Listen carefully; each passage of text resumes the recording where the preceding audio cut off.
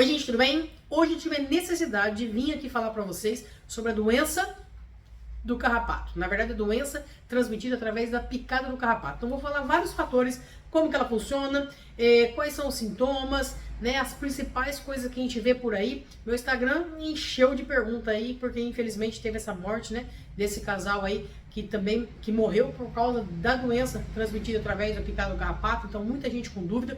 Vou falar a maioria delas aqui, vou explicar para vocês aqui no vídeo e vou falar até que serve para veterinário, de alguns casos aí que eu ando vendo, né, que a pessoa diagnostica de uma forma correta, faz o tratamento certinho, né, que o tratamento é padrão, vou falar do tratamento também, né, faz o tratamento e o animal não recupera, ou Ehrlichia, vamos dizer, não morre, né, por quê? Existem algumas coisas aí que eu reparei a esses 20 anos aí, não tem livro, mas eu sei que é por isso que ocorre muita resistência da erliquiose. Então vamos lá, primeira pergunta já respondendo e já é muito interessante, né? Que as pessoas me perguntaram, todo carrapato transmite erliquiose? Então vamos lá. Existem vários tipos de carrapato, tá? Geralmente os carrapatos, eles são espécie específica. Por exemplo, o carrapato do boi, tá? É chamado de Bófilos micrópolos. Ele tem uma característica um pouquinho diferente e ele prefere ficar no boi. Ah, não tem o boi para ele sugar o sangue ali e fazer o ciclo, ele vai, né, atacar um hospedeiro intermediário.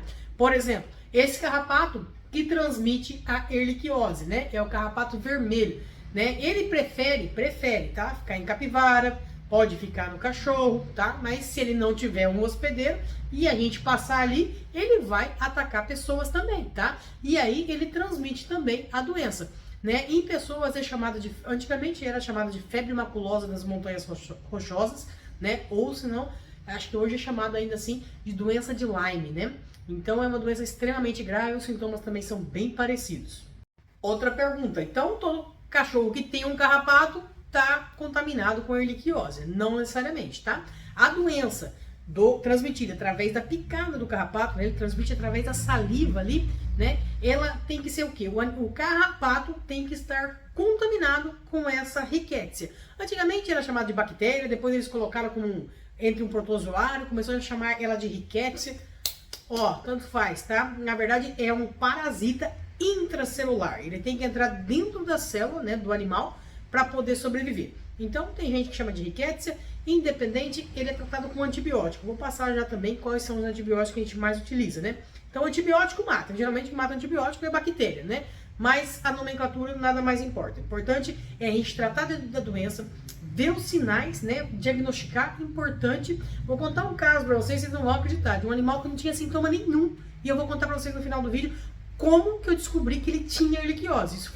Então vamos lá, uma vez um carrapato contaminado foi lá, né, porque o carrapato, o que acontece? Ele tem um ciclo, né, então qual que é o ciclo dele? Ele suga o sangue do animal, né, aí ali a gente chama de engurgita, ele fica cheio de sangue, principalmente as fêmeas.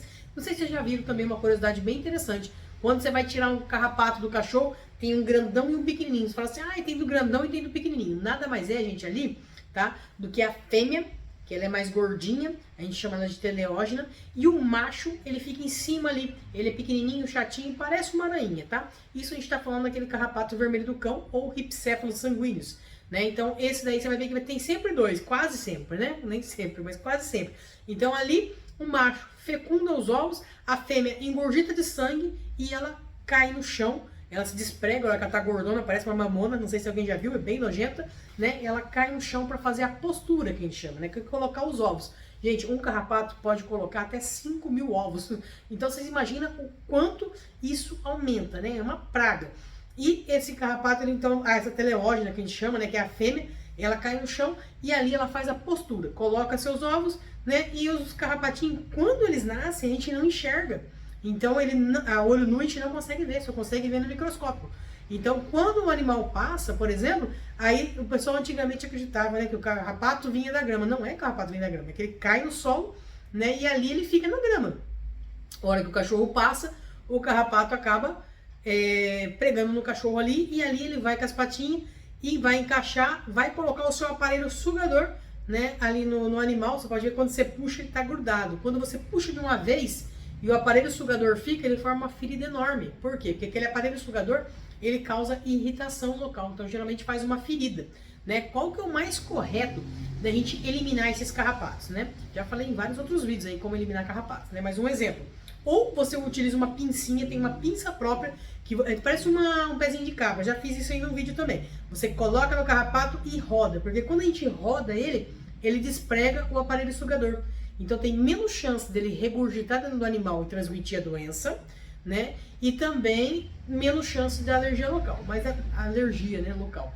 Mas a melhor situação ali, gente, é a gente tratar com produtos, tá? Aqueles comprimidinhos que cai carrapato durante 30 dias, né? Aqueles pipetos também que passa na nuca, né? Eu vou colocar algumas aí na descrição do vídeo, mas eu já fiz um vídeo só sobre isso aí, sobre vários produtos, porque tem muito produto legal no mercado.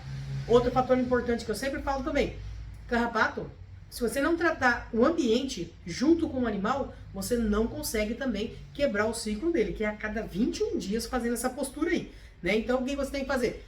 Produto no animal, produto no ambiente, tá? São produtos totalmente diferentes, tem que tomar cuidado para não intoxicar, mas sempre fazendo esse tratamento, porque ainda não tem vacina, na verdade, tratamento não é uma prevenção para o carrapato não picar o animal. E eliminando também os carrapatos do ambiente, porque ainda não tem vacina contra o carrapato, tá? Então não tem nada que a gente impeça o carrapato ali de picar e transmitir a doença. E humanos eu vi que eles estão desenvolvendo, né, uma vacina para humanos que para não desenvolver a doença, né? Porque é muito difícil.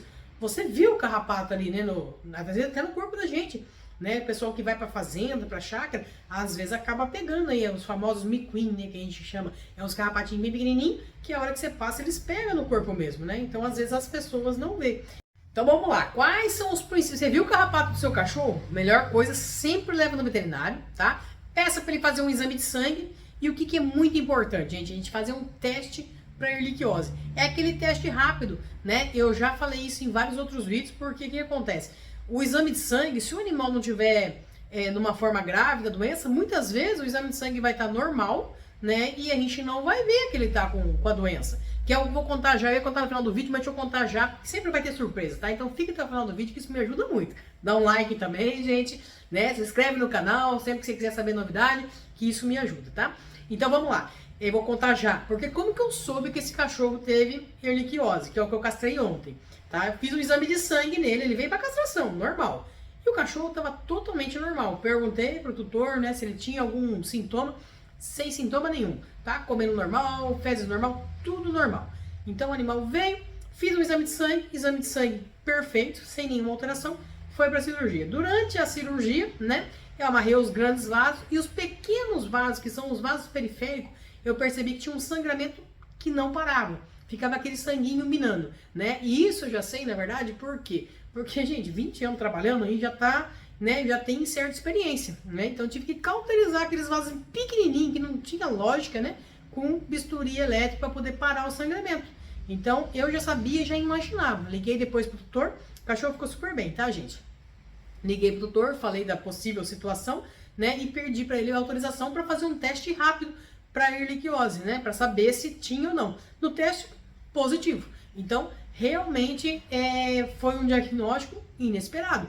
Se eu não tivesse visto isso, se não tivesse começado o tratamento, mais para frente esse cachorro podia morrer. Porque essa doença, ela vai piorando com o passar do tempo.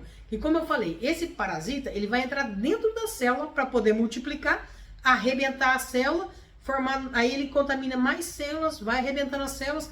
E antigamente a gente via muito só as plaquetas abaixo, né? O parasita tinha tropismo, que a gente fala, preferência, né, por plaqueta. Então a plaqueta baixa a gente já suspeitava de erliquiose. Mas hoje não, hoje ele pode entrar dentro do linfócito, a gente vê muitos casos assim, né? Então às vezes o exame de sangue nem tá tão ruim, né? E a gente passa batido. Então é muito importante pedir um teste, um teste rápido para erliquiose, tá? Porém, esse teste, se o animal tiver durante o tratamento e você repetir o teste, ele pode ser que dê um positivo, porque ele também pega anticorpos, tá? Tem esse outro detalhe, mas esses perguntam para o veterinário de vocês.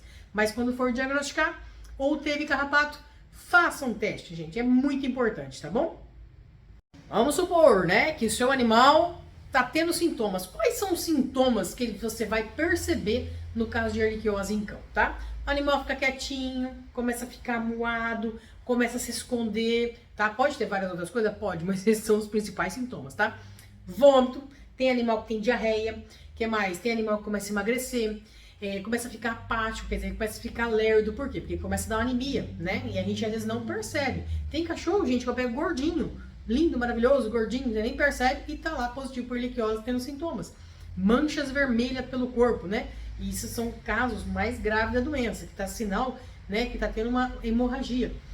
Sangramento nasal, tá? Também pode ser sintomas de erliquiose. Então, todos esses sintomas, tá? Tem que ficar atento. Qualquer um desses sintomas é interessante você levar no veterinário, né? Se você já viu o carrapato, né, no seu cachorro, peça o teste, né? Senão, ele vai ali fazer o exame de sangue e vai diagnosticar ali. Gente, outro detalhe importantíssimo sobre a erliquiose, né? Muitas vezes o proprietário se engana por quê? Ela é uma doença sorrateira. Ao contrário de uma parvovirose, de uma sinomose, por exemplo, que é doença viral, né? O que acontece quando o vírus entra no corpo? O animal fica com febre o tempo todo. Então você vê que ele está doente, você vê que ele está febril, né? Então você acaba levando com uma facilidade mais, assim, você tem mais facilidade para levar, né? No caso da erliquiose, a erlíquia, o que acontece? Ela tem picos de multiplicação. E ela dá uma febre altíssima, tá? De 40, 41 até. Mas não é o tempo todo. Então, nesses picos, que é a hora que o animal fica mais febril. Então, o que acontece? Às vezes você fala assim, nossa, parece que meu cachorrinho tá moado, vou levar no veterinário. Aí você vai lá, daqui a pouco passa um tempinho, você, não, agora tá animadinho, não, comeu, brincou, né? Não, tá melhorzinho. Aí daqui a pouco ele vai pro canto de novo e fica ali amuado de novo.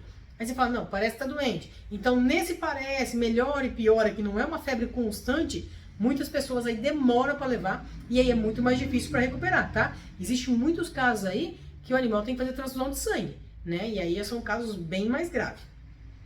Então, qual é o principal tratamento aí que é utilizado no tratamento da erliquiose, né? Gente, existe também babésia, tá? Que é bem parecido, sintomas é bem parecido, o tratamento também é bem parecido. Anaplasmose, que é um outro tipo também, né? Mas assim, só vai mudar a carinha dos bichinhos, mas vai causar o mesmo sintoma, tá? Então, qual é o principal tratamento que é utilizado? Tô falando isso em livro, tá? Mas, claro, a gente sempre leva no veterinário, tá? Não vão tratar por conta. Então, o principal medicamento que é usado é a doxiciclina, tá? Na dose de 5 até 15 miligramas por quilo, depende da gravidade do caso, tá? Eu geralmente utilizo aí uma média de 10 miligramas por quilo. Então, aí uma doxiciclina de 100 miligramas, né? É para um cachorro aí de aproximadamente 10 quilos. Fatores agora importantíssimos que eu vejo muito... Ah, tá, 21 dias de tratamento, né? De 21 a 28. Porém, quando o veterinário fizer o exame de sangue, ele vai ver ali se o animal está anêmico. Então, provavelmente ele vai acrescentar uma vitamina, um Potenai B12, geralmente um complexo de ferro. No caso, gente, de ferro, porque muitas vezes o que acontece? A erliquiose causa anemia, certo? Então, a gente tem que dar o antibiótico e o ferro também, porque senão o animal não consegue recuperar, né, da anemia. E muitas vezes, se você der o ferro junto com a doxiciclina, um atrapalha a absorção do outro. Então, é um fator extremamente importante quando for comprar um complexo de ferro, né? Peça para o seu veterinário falar sobre isso. O ferro tem que ser quelatado, né? E de preferência que a gente não dê no mesmo horário. Então, a doxiciclina geralmente é dada de 12 em 12 horas, né? E o ferro uma vez por dia. Eu vou colocar a marca de um que eu gosto bastante aí, que é o Eritros Ferro. E ele é quelatado e a vantagem é que ele é uma vez ao dia, né? Então, esse é um detalhe importante. Outro ponto importantíssimo também, tá? Que eu já vi muitos acontecer. A hora que o veterinário passa a doxiciclina, né, para a doença transmitida através da picada do carrapato e tal, aí o que acontece? Existe várias no mercado, tá? Você vai ver que tem inúmeras doxiclina no mercado. Mas qual que é a mais pura? É uma que vem escrito iclato de doxiclina, né? Aquelas que vem escrito só doxiclina, eu já vi casos, infelizmente, das pessoas tratarem e não resolver. Aí vou lá, troca por alguma mais pura, que é essa iclato de doxiclina, e aí a gente tem uma resolução e resolve, tá? Então o tratamento é longo, é 21 a 28 dias. Muitas vezes tem que entrar aí também com protetor gástrico junto, né? Com gastroblock, com gavis, com remédios para proteger o estômago. Por quê? É muito tempo de antibiótico, né? Então é difícil também para o animal suportar a quantidade de antibiótico por todo esse tempo. Existem também alguns injetáveis, tá? Mas isso aí eu vou falar no outro vídeo, que isso é mais específico para veterinário, né? Que são injetáveis, que aí faz na clínica mesmo, né? Que é o famoso Imizol. Gente, outra coisa importantíssima que eu lembrei também, né? Vamos supor, né, que o animal tá com erliquiose, tá fazendo tratamento, né? E depois que ele tratou total, ele pega carrapato contaminado de novo, o que vai acontecer? Gente, a doença vem bem pior, porque como a gente fala em doença intracelular, então vamos supor, né, a Rickettsia entrou dentro da célula, multiplicou, arrebentou, o organismo viu que tem um antígeno ali, ele vai fazer anticorpos, Então, além da própria doença arrebentar as células, o organismo também arrebenta as células para poder combater erliquiose. Então, assim, é uma doença gravíssima, é tipo uma dengue hemorrágica. Sabe? Espero que tenha ficado bastante claro aí para vocês. Quem tiver mais dúvidas sobre erliquiose, gente, coloca nos comentários que eu passo e respondo assim que possível. Quem tiver algum fato interessante, conta pra gente também nos comentários, tá? Que isso ajuda muito aí, tanto no crescimento do canal, tanto para conhecimento. Se você também gostou do vídeo, gente, compartilhe com alguém. Que Deus abençoe e até o próximo vídeo.